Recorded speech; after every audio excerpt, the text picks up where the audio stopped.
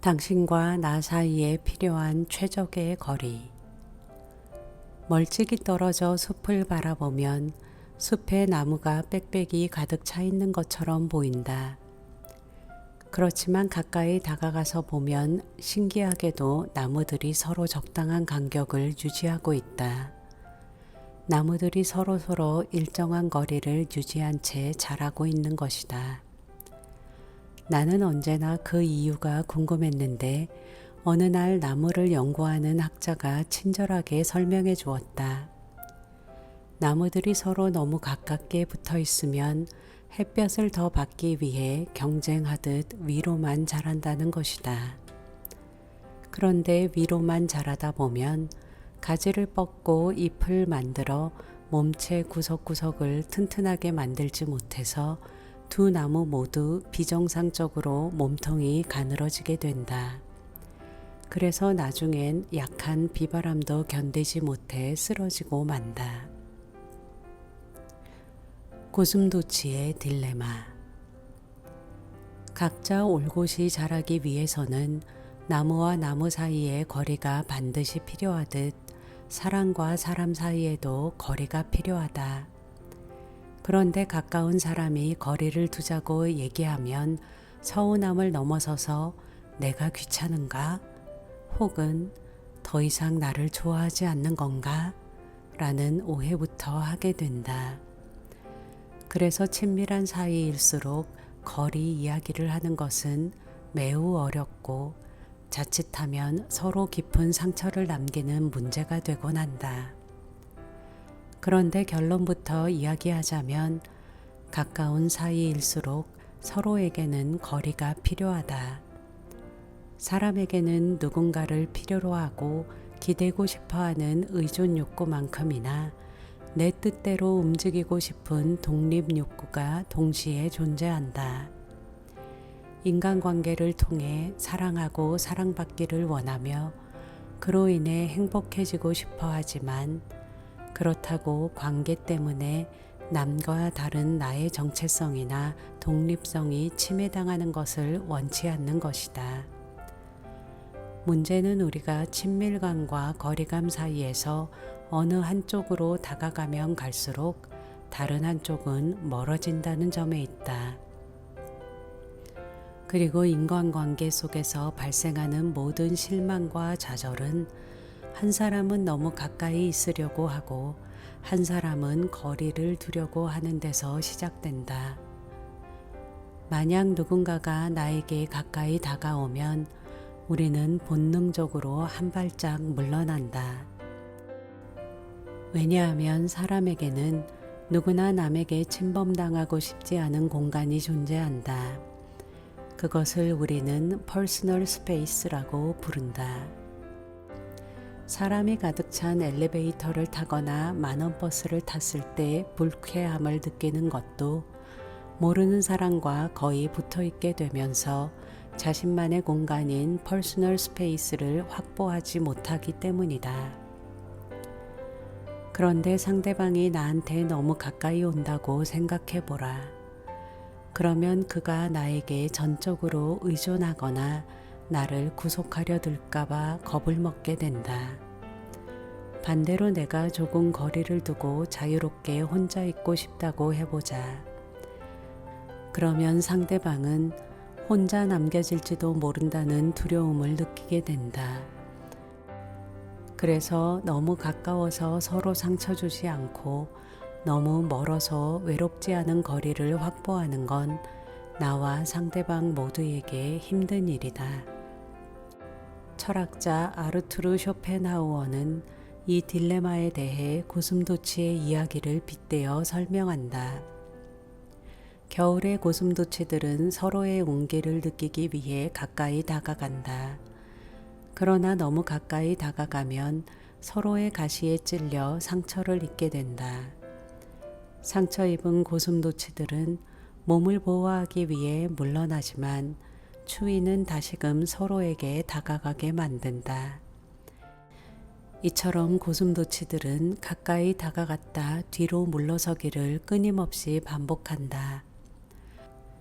그러나 서로 따뜻함을 느끼면서도 추위를 피할 수 있는 거리는 분명 존재하며 고슴도치들은 최적의 거리를 찾기 위해 노력한다. 당신과 나 사이에 필요한 최적의 거리. 퍼스널 스페이스의 개념을 처음으로 제시한 사람은 미국의 문화인류학자 에드워드 홀로. 그는 저서 숨겨진 차원에서 인간의 공간 사용법에 대해 4가지 유형을 제시했다. 중요한 것은 사람과 사람 사이에 어느 만큼의 거리가 필요한지에 대해 여러 실험을 통해 구체적인 수치를 제시했다는 점이다. 먼저 밀접한 거리는 0에서 46cm 미만으로 사랑을 나누고 맞붙어 싸우고 위로해주고 보호해주는 등의 행위가 일어나는 거리를 말한다. 소리보다 촉감이나 후각 등의 감각이 주요 소통 수단이 된다. 가족이나 연인처럼 서로의 친밀도가 가장 높은 관계에서 나타나는 거리라고 볼 수 있다. 따라서 그다지 가깝지 않은 사람이 불쑥 이 거리를 침범해 들어오면 사람은 움츠러들고 긴장하며 불안해하면서 위협을 느끼게 된다. 즉, 자기 방어를 위한 최소한의 거리이므로 함부로 침범해서는 안 된다. 그 다음은 개인적 거리로 46cm에서 1.2m이다. 접촉을 꺼리는 사람들이 일정하게 유지하는 거리를 지칭하기 위해 원래 동물학자 하이니 헤디거가 사용한 용어로 서로의 팔 길이만큼의 사이를 뜻한다.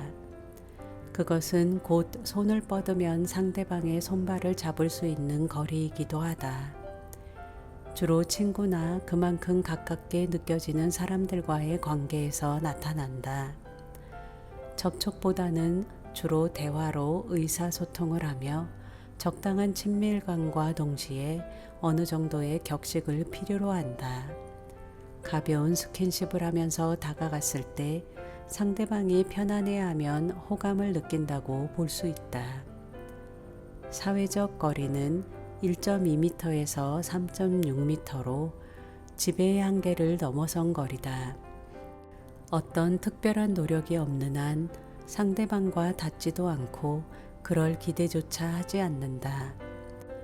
여기서는 비개인적인 업무가 행해지며 사무적이고 공식적인 성격을 띈다. 사적인 질문이나 스킨십이 허용되지 않기 때문에 대화에서도 격식을 갖추는 예의가 요구된다. 회사 사무실이나 넓은 공간에 놓인 탁자를 사이에 둔 소그룹의 회의나 모임 등이 이에 속한다. 끝으로 공적인 거리는 3.6m에서 7.5m인데 이는 개인과 대중 사이의 거리로 과장된 목소리와 함께 몸짓이나 자세 등 비언어적 의사 전달 수단이 요구된다.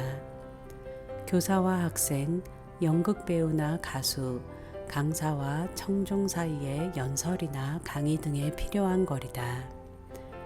이처럼 에드워드 홀은 4가지 거리를 제시하면서 문화나 개개인의 차이에 따라 그 거리가 조금씩 달라질 수 있다고 설명한다.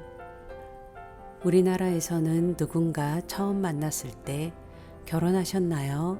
아이는 몇 명인가요? 라는 말을 인사차 묻는 경우가 종종 있는데 서양 문화권에서 볼 때 그것은 개인의 사적 공간을 침범하는 아주 무례한 질문이다. 회사 사람들끼리 식구라는 표현을 쓰며 개인의 사생활에 대해 아무렇지 않게 물어보는 것 또한 마찬가지다. 우리가 이 책에서 주로 살펴보고자 하는 것은 위의 4가지 거리 중 밀접한 거리와 개인적 거리다. 왜냐하면 우리가 인생에서 소중하다고 생각하는 사람들과의 관계가 그 안에 있으며 그 관계를 제대로 풀어가지 못하면 나머지 관계도 제대로 유지할 수 없기 때문이다. 가족인데도 친구보다 못한 관계로 계속 얼굴을 보고 있다면 그것은 큰 고통이다. 가장 가까운 관계에서 서로가 서먹하다는 것은 분명 문제가 있다.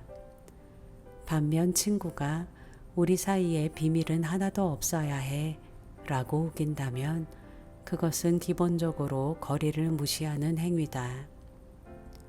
그렇다면 가족과 나 사이에, 사랑하는 연인과 나 사이에, 친구와 나 사이에, 회사 사람들과 나 사이에 필요한 최적의 거리는 과연 얼마일까?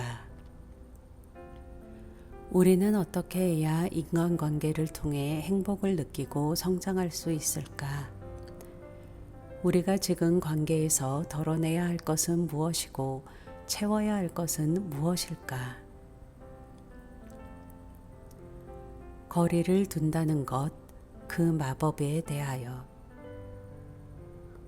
너무 가까워서 서로 상처 입지 않으며 너무 멀어서 외롭다고 느끼지 않는 최적의 거리는 분명 존재한다. 그런데 우리는 고슴도치처럼 한두 번 서로에게 가까이 다가가려고 했다가 상처를 입으면 아프기 때문에 관계를 개선하기 위한 노력을 멈추게 된다. 다시금 시도했다가 또 다칠까봐 두려워하는 것이다. 그러나 상처 입기를 각오하지 않으면 그 누구와도 가까워질 수 없고 우리가 그토록 원하는 사랑을 주고받을 수 없게 된다. 자신이 가장 소중하다고 믿는 것들을 위해 살아가는 방법은 무엇일까? 그건 나 자신이 너무나 투명해지는 일이었다. 물방울처럼 유리처럼 투명해지는 일이었다. 스스로 속이지 않는 마음의 상태, 다른 사람들에게 들킬까봐 겁내지 않는 상태, 아닌 것은 절대로 아니라고 말하는 상태. 해본 사람들은 알겠지만 그건 대단히 가슴 떨린다. 왜냐하면 거기까지가 자신이 할 수 있는 최대한이기 때문이다. 거기까지 했는데도 안 되는 일이라고 한다면 정말 안 되는 일이니까. 그제야 나는 용기란 한없이 떨리는 몸에서 나오는 힘이라는 걸 알게 됐다. 김현수의 지지 않는 말에 나오는 문장이다. 나를 지키고 인생에서 소중한 것들을 지키기 위해서는 용기가 필요하다. 그런데 용기를 낸다는 것은 생각보다 쉽지 않다. 거리를 두자고 했다가 서로 서먹해지기만 한다면, 오히려 관계가 더 어긋난다면 얼마나 괴롭겠는가. 그러나 한번 용기를 내보라. 거리를 둔다는 것은 서먹해지자는 말이 아니다. 그 안에 존중이 살아 숨쉬는 한 우리는 거리를 둠으로써 오히려 관계가 더 좋아지는 것을 경험하게 될 것이 분명하기 때문이다. 가까운 사이에서 거리를 둔다는 것은 그 사람의 선택을 존중한다는 의미를 담고 있지만 그가 무엇을 하든 아무 신경도 쓰지 않고 무관심해지겠다는 의미는 결코 아니다. 사랑하는 그가 정말로 잘못된 길로 간다면 말려야 한다. 그에게 왜 그 길로 가면 안 되는지 충분히 말할 수 있어야 한다. 그럼에도 최종 선택은 그의 몫이다. 그가 어떤 선택을 하든 곁에는 늘 내가 있다는 확신을 주는 것이 바로 진정한 의미의 거리두기다. 서로를 진정 소중히 여기기에 꼭 해줘야 하는 것이 바로 거리두기인 것이다. 그러므로 설령 또 한 번 상처 입을지라도 용기를 내어보라. 함께 있되 거리를 두는 법을 익히는 것이다. 이제 적당한 간격을 두고 그와 당신이 서 있다. 둘 사이에 흐르는 간격은 서로를 자유롭게 만들면서도 서로를 그리워하게 만든다. 그러면 혼자 있어도 행복하고 함께 있어도 행복해질 수 있다. 이 얼마나 좋은가.